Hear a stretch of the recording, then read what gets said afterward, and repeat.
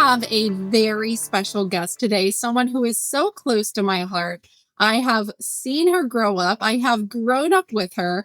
We have my little, but not so little anymore, sister Bailey here with us. Thank you so much for having me, Brooke. I am so very excited to speak with you about my educational journey, though you already know a lot of it, some of the different challenges, and to share them with the audience that you so love and adore. Bailey, before we jump into it, what is your Campus Chronicles story? So, my campus chronicle story is a little bit different from what I even anticipated.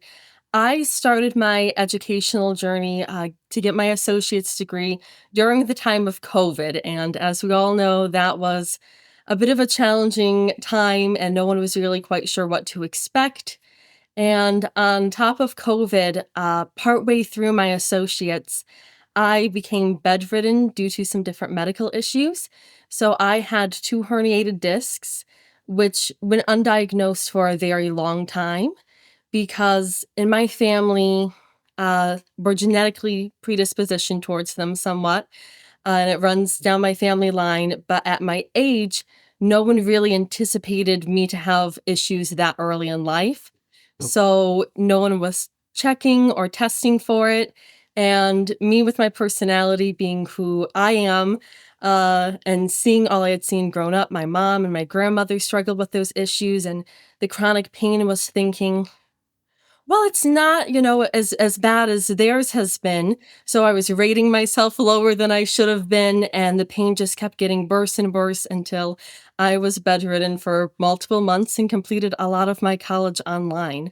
So that is a unique part of my story that really changed how I view education. I always valued it. I always believed that, an education is very important in life, but that shifted my values so much, and it made me really work for my education in a different way. I had to fight for it because I was thinking I would have to drop out of school because I could not concentrate very well. I spent many more hours on assignments than I had to. And somehow I put in the time. I mean, I didn't have that much else to do because I was bedridden. I couldn't do much. But I invested all of my time and focus and energy in fighting for my education and continuing that. I was able to retain a 4.0 throughout it all, and I did not have to stop and quit. And now I have my master's. So it's been a crazy journey. I never thought that I would achieve that. At least at that point in my life, I was wondering if I had to drop out of associates. So it's been a very interesting journey, that's for sure. I know something about your interesting journey is that you developed really strong, very meaningful relationships with your college professors because you weren't around your peers doing your coursework. You were doing it from your bed, you were doing it from home online.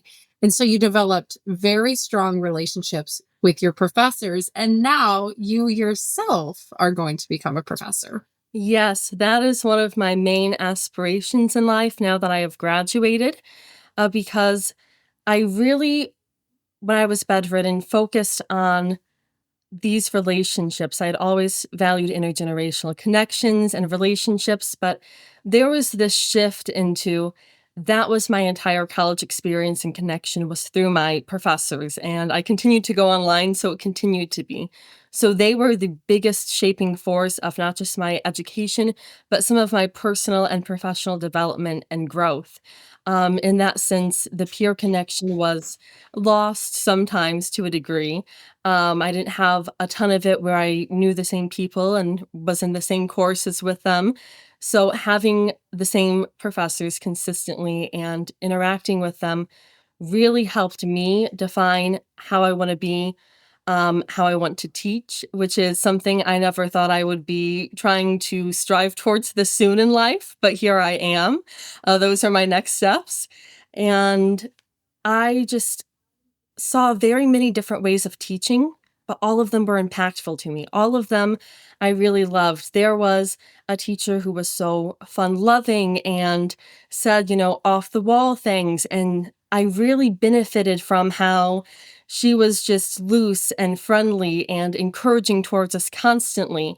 And on the flip side, there was a professor who was more strict, and a lot of the other students would say things like, "Ooh, I'm kind of scared of her," and um, she really pushes us hard. And I loved that about her because she didn't just push us hard and not put any effort towards us.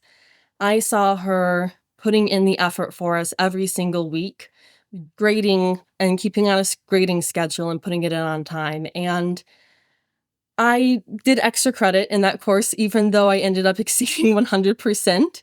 I continued to do it. Overachiever I much. did, because I loved her so much, and the extra credit was reading a book and having a weekly conversation with her. So, it was just me. I was the only one that decided to do the extra credit in a policy course, and I thought more people would join, and for the first week or 2, there were a few people, and everyone else dropped off, and they stopped doing the extra credit and kept complaining about the course.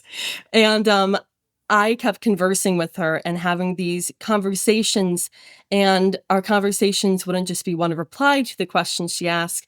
We conversed back and forth, and I loved it. It was so enriching.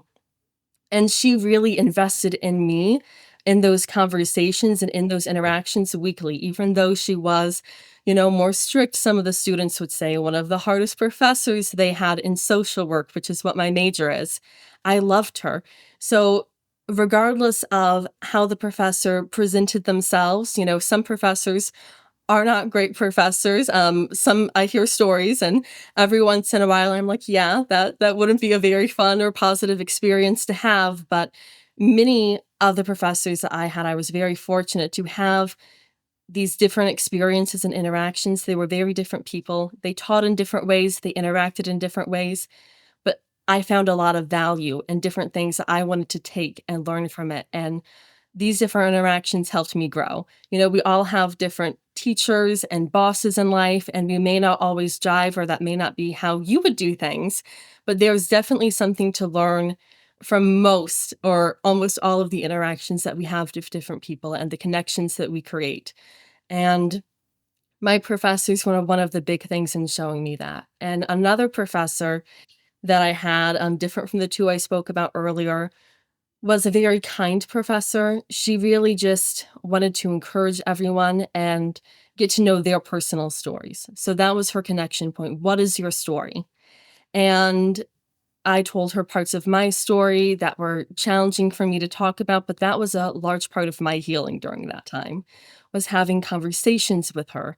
And then even beyond, some of the medical challenges I was going through and some of those conversations that led to healing and growth with her, she really helped me on my faith journey personally by the different things that she spoke about and the way she went about things in a time where I was very uncertain about some different things. So they're all different ways that if you really ask the questions, you open up, you seek that connection.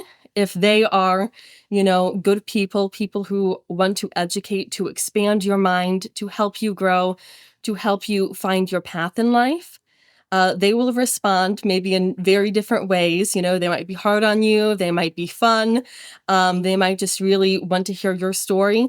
Regardless of how it is, they will help you grow. And that is one of the biggest things I learned. This should come as no surprise because one of your primary influences is a professional question asker. But you told me on so many different occasions, you were able to form these very meaningful connections and have these deep, enriching, nourishing conversations because you knew how to ask questions. Yes. And that is one of the things I get feedback on actually. At my job as well, and my performance, my first performance review, one of the feedback was, "You're doing wonderful. Keep doing what you're doing to grow. Keep asking questions because that is your biggest asset." Professors will tell me, "Keep asking questions. Like, I love that you ask questions. I love that you reach out about this. I love that you, ask insightful questions too, that, make them think and make them get to know you a bit better and learn about you depending on how you phrase things and go about things." So no question is too small or too big to ask, you can definitely reach out. I encourage you to reach out. And if, I do become a professor here, which is one of my big aspirations in life to become an adjunct professor, that way I can decide whether or not I want to pursue a doctoral degree or not. Ask questions. We want you to, they want you to. That is one of the big things that I hear. Ask the questions. What makes the difference between, in your opinion, a good or great question and a subpar question? What makes a great question? I mean, that's a bit challenging to answer because there are a few different things that matter in a question. Obviously, you want your question to make sense grammatically and to flow. A good question has to make a lot of sense to the reader and be specific, not ambiguous. But beyond that, I'll tell you a story about my interview when I was interviewing for jobs. I went in to interviews and I view an interview for internships, for jobs, regardless, it doesn't matter how young you are or where you are in life. Interview is an important part of the process where you are interviewing them as much as they are interviewing you. And Yes, listen to Bailey. She's so right. the first interview that I went to, because I went to many and I called many different places. I didn't limit myself to one. I had, like 12 different places I called, 4 different places I physically went and interviewed at. The first one I went to was telling me how amazing their organization would be for me. And they were doing a lot of talking. And they said this would just be an internship, not a job, because you're still going on for your master's. Even though I had my license and could have a job, and it was very needed in our area at that time. And I knew that they needed LSWs to be working in the mental health field. That was a huge need. Almost every agency needed that. And I knew I could get a job. And they said they didn't want to give me a job, just an internship, and they did all the talking. So they were off my list instantly. And then I went somewhere else, and had this 3-hour-long interview where they asked me a ton of questions that were really insightful and rich. And here is what really makes a good question. They assessed my character. They asked me questions about myself that were deeper than what's on your resume. What are you good at? They wanted to know me personally. They asked questions about where I see myself in the future, what my strengths were, what my weaknesses were, what some of my different challenges were. And we really had this long in depth conversation that went on for 3 hours, even though the interview was not supposed to take that long, because they asked such good questions and they were enriching. They excited me. I loved it. And I thought, man, this is where I want to work. These questions show me they want someone who has grown to a certain level and they want someone that they can help continue to grow. And they are willing to invest in your growth if they're asking these questions, if they're giving these types of answers in response to my questions, because I had a list of questions I brought too that I wanted to know from them. And I think it's not just about asking one question and the phrasing, it's about having a dialogue where you are actually getting to know each other, even in small ways. Sometimes I will ask questions to professors. I did this a lot because I tend to write a lot and speak a lot, and I tend to go over on time. That's one of my weaknesses is in videos, I would go over on time, on the time length. I would write papers past the requirement length. I tend to be wordy because I want that full comprehensive thought where I am giving you all that richness and that depth. And sometimes professors would tell me you went, past the required depth to get an A on the project. You went past that. But I still, that's just me. That's just what I love to do. But Well, you lead with so much curiosity. I do. Well, You do. Um, I think what I was getting to there is with the depth is I will ask questions that get to know their personality and they get to know mine. I go over and I would ask them, will you count me off for going over? Because I know my personality.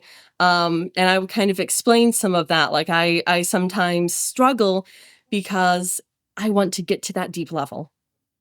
And then a lot of the times they would tell me, "That's fine. I won't count you off if you go off." But they got to know a part of my personality, and I got to know that they appreciated that effort and that they weren't going to count me off, as long as it wasn't, repeating the same thing over and over again to get it to a longer length. It was actually new, rich, deep content. So ask those questions where you are presenting something about yourself and you can take away something from them. And that really helps grow your relationship, even in small ways. If someone is going into a job interview, an internship interview, something like that, and they want to bring insightful questions to the table, but maybe the skill is new for them, what advice do you have about how do you develop insightful questions? How do you come up with them if this is new? Write them down before. That is my biggest piece of advice. I would write down and sit, and sometimes it would be the same question, it was getting at the same heart of the same matter. And I wrote it down 4 or 5 different ways, and then I picked out the best one. And then I refined my list and cut it down. And I said, these are the questions that I want to bring. So I think when I was going through that first process for the first time, because it was new to me too, I had a list of about 20 different questions. And some of them were very similar or almost duplicates, but I cut it down and chose the questions that mattered the most. What do I need to know? The questions that would tell me most about the organization that I was working for, the questions that were worded the best and that sounded the most like me, where I knew they would understand what I meant, but I would also receive the message that I wanted to hear, whether that was a yes or a no, whether they were really taken aback or uncertain, because the organizational culture really matters. The employees really matter. How you interact with people really matter. So that 3-hour interview I told you about, I really loved my interviewer because I knew they would be my supervisor. And at the end of that interview, I knew one thing: this is who I want to learn from. That was all I needed to know. This is who I want to learn from. The way that they interacted with me, listened to me, answered my questions, I knew they were going to show up in the way that I needed them to. They were a very relaxed individual, and I am someone who sometimes is a bit more anxious, where I need to ask those questions. I need to have that clarity. I need to have conversations and bring things to you, even if it's like, wow, this is my 3rd or 4th question of the day. I feel a little bad here, but I need to have these conversations with you because this is where my growth is, and I want to grow. I don't want to stop, and just shut off and not have the opportunity for growth because I'm scared to ask these questions. I'm scared to analyze the interaction, even if it wasn't a big thing that necessarily needs to be said or done. This is something that I kind of went, oh, I'm uncomfortable with this, or oh, that didn't go as good as I hoped. And I want to grow from that. I want to be better next time. And that was someone I knew would help me be better next time in a way that I needed them to. And that was all I needed to know from that interview. And every individual is different. Everyone has different personalities. You may need someone who is, you know, uptight. Maybe that's a good description for someone on time, stick to a schedule. We meet this time every single week. We have this amount of time to talk. That might work for you. That might be the best person for you. I'm not saying you have to have someone relaxed, but you really need to find that match and trust your gut feeling of what your match is going to be to learn and grow from them if you're going in to learn, because this is an experience that, we can learn and grow from negative experiences. We can. And they can shape us and change us and be important, impactful parts of our life that also drove us crazy and kind of broke us, and we grew and were more beautiful from it. But I don't want that for you. I want you to have a beautiful experience where you are getting everything that you need from the start. And you do that by preparing. You do that by interviewing multiple people. You do that by having a mindset of, you can be grateful that someone is taking you under their wing and that they're going to help you and they're going to give you experience and help you grow. But there are so many people who could be doing that, and you don't have to be somewhere that treats you poorly. You deserve to be in a place, in a position where you feel comfortable, where you feel confident, where they are actually investing in you too. And that is what I want for you. That's one of the reasons I want to be a professor, is to show up in that way for individuals, and the way that I have had so many show up for me. And that's one of the things that I would stress to you is, um, it's important to be grateful. Yes, be grateful for the people that show up in your life, but also know that, when it's their job and their role to show up for you, they should be showing up for you, and find someone who will, who you know will. Do the work to do that. It is work. It is time. It is uncertainty of, am I making the right choice? Do I trust my gut feeling? Do I trust my head?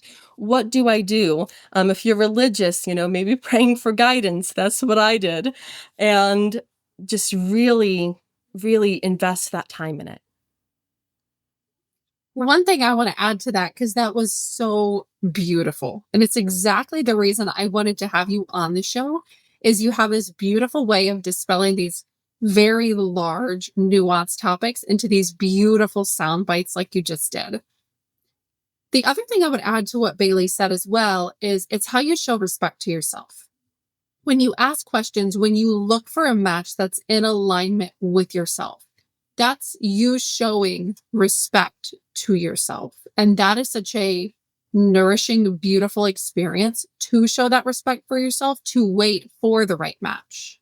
So you're not jumping into the first opportunity that offers you a position, but you're thoughtfully and carefully creating a life that feels good to you. Bailey, you have been quoted once saying, education is the liberation of the mind. And that quote really stuck with me because I thought that was profound. If you were going to give three pieces of advice to uni age students, so university age students, what would those three pieces of advice be? And they can be about absolutely anything. Oh my, I would have more than three, I think, to give. Well, if you Let's could condense them to three. let's go with three. First off, you can learn from absolutely anything. There is value in what you are learning. Even when you think maybe it doesn't have as much value or isn't quite as applicable to you, there is value in everything that you are learning. So show up, put in the work to learn, to actually glean new knowledge from it, and to actually grow from that learning. Second, new experiences really do help us. They help our growth, they transform us. They are an important part of learning, and a new experience can be almost anything. So if you are someone who doesn't ask the questions like we were talking about earlier because you're afraid of it or because you're kind of scared of asking them, ask the questions. It's a new experience to learn and grow from, and reflect upon it afterwards to keep learning and growing from that. Reflection is such an important part of growth. When you are critically evaluating what happened, what that interaction was like, and then taking that feedback and turning it into a conclusion to move forward. That's actually something that experiential learning theory, a theorist created. And it is, if you don't know it, look it up. Any experience can be a learning experience to learn from, and it is so important to keep learning and to take those experiences, even when uncomfortable, to push us to be better, because uncomfortability is not a bad thing.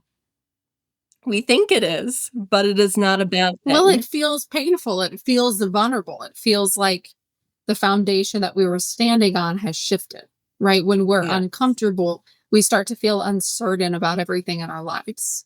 But that is also the point in time when you have the opportunity to strengthen your foundation, to add new knowledge and new skills to it. And through that uncomfortability to grow, that way you were stronger. And then you are at a different level than you were, maybe in thought or in attitude or in interactions. Maybe you're treating others kindly. Maybe you are thinking less about how am I presenting myself and how can I show up for others who might be feeling the same thing I am, the same uncomfortability I am, and get those answers and encourage others to go through that process too. So anything can be a learning experience. Learn, grow. You don't necessarily have to do it alone, but really important that you do the things that sometimes make you uncomfortable. Now, my third piece of advice would be don't sell yourself short. You can acknowledge, where you are at in life, what you have accomplished, your strengths, your weaknesses. That 3-hour interview that I went into, I had never had a clinical experience before. And if you're not familiar with social work, that means I'm sitting down one on one with you doing therapy, which is one of the many jobs I have now is I sit and I do therapy one on one with children. And I went into that interview and I was very honest about that. No, I have not done the clinical one on one aspect. I've done fundraising and I've been in the school setting, but that I have not done. So I wanted to be honest about that, but I also didn't sell myself short.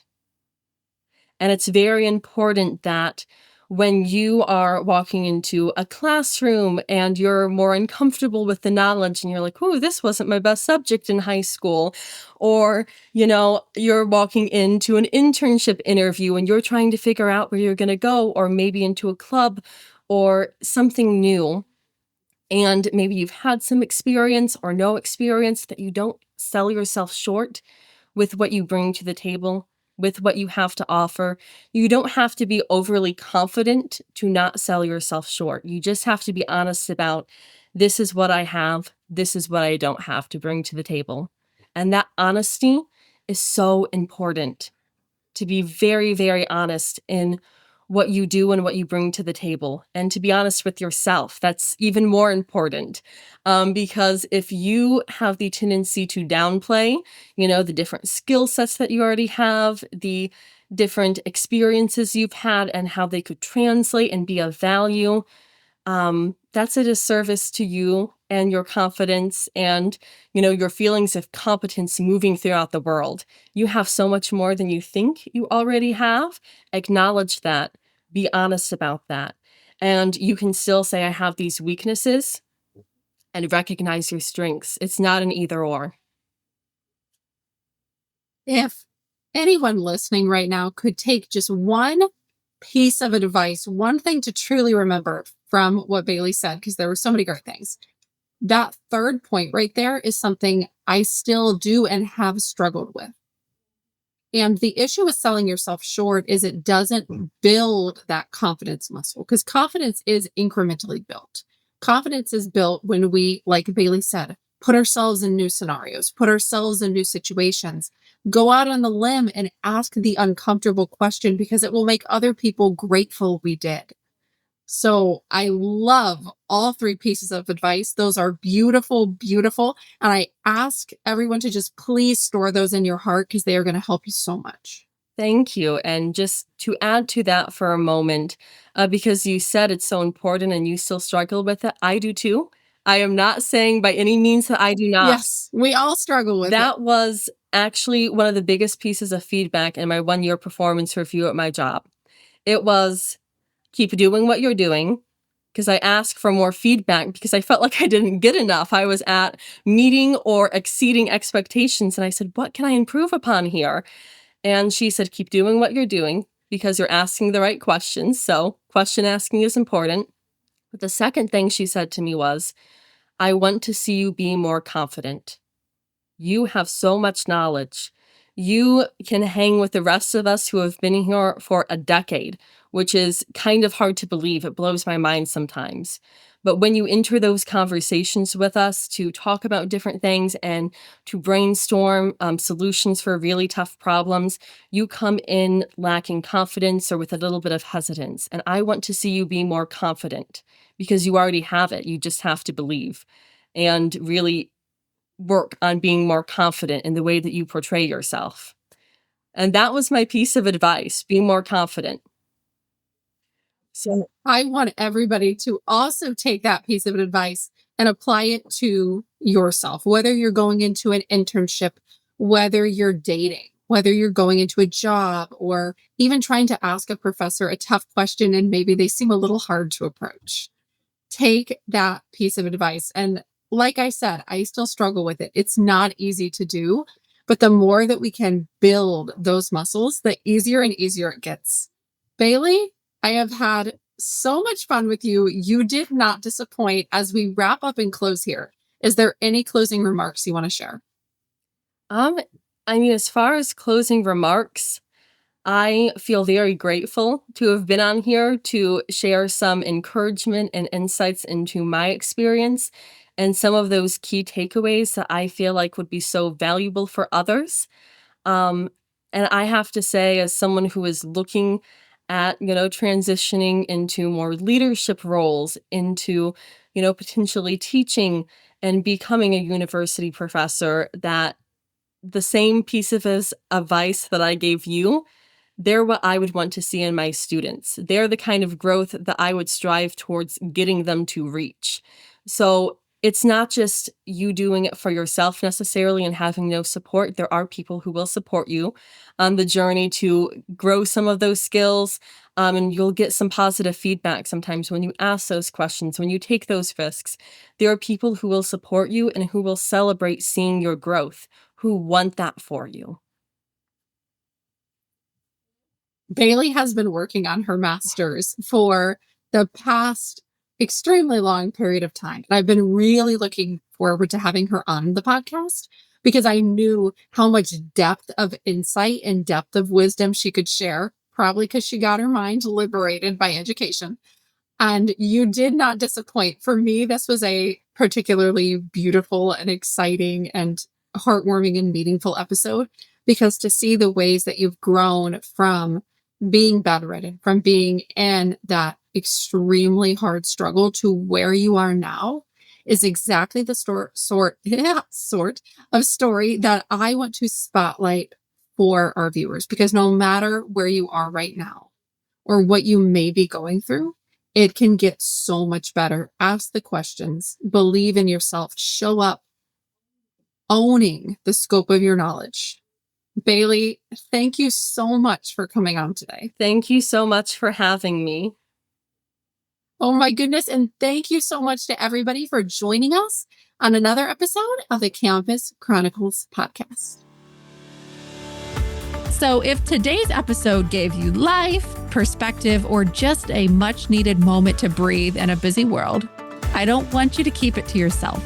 Share it, tag us, please send it to a friend who needs to hear it. And if you're not on our newsletter yet, what are you doing? Go to campuschroniclespod.com and join the crew.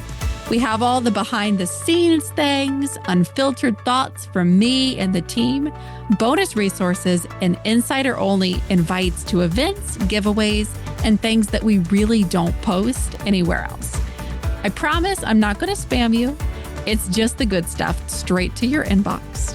Being in university is wild enough. You don't need to miss out on what matters. Sign up now and let's make this next semester the one that you stop surviving and start thriving.